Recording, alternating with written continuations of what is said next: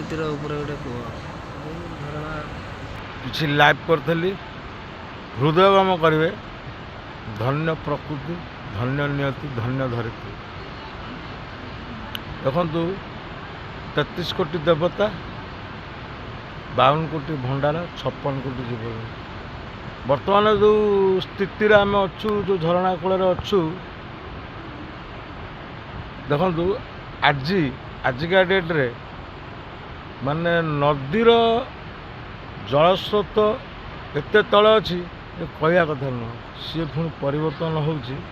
ଆଷାଢ଼ ଶ୍ରାବଣ ମାସରେ ଏଠି ଛିଡ଼ା ହେବା ତ ଦୂରର କଥା, ଯାହାକି ନିକଟବର୍ତ୍ତୀ ଆଖି ପାଇବ ନାହିଁ।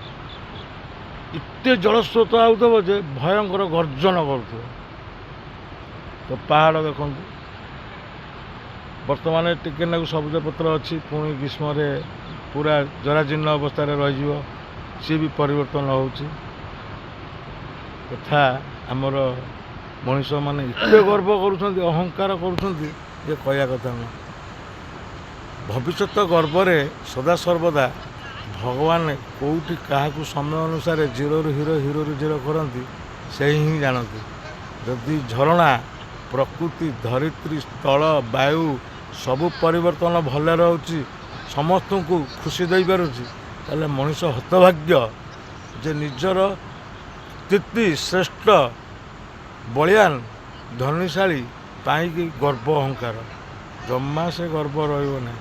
ଆସିଛ ଏକଲା, ଯିବ ବି ଏକଲା, କେବଳ 6 ଖଣ୍ଡ କାଠରେ। ମାଟିର ମଣିଷ ମାଟିରେ ହିଁ ଶେଷ। ତେଣୁ ଗର୍ବ ଅହଙ୍କାର ଛାଡ଼ିକି ମାନବିକତା, ସେବା, ଧର୍ମ କରିବା।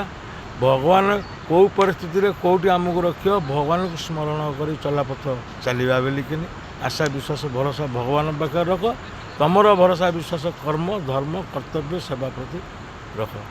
ଆଉ ଏଇ ପ୍ରକୃତିର ଅବଦାନ ଯେଉଁ ସେଇ ବିଷୟରେ କହୁଛି। ଦେଖ, ଏଇ ନଦୀ ଶହ ଶହ ବର୍ଷ ହେଲାଣି ବହି ଚାଲିଛି।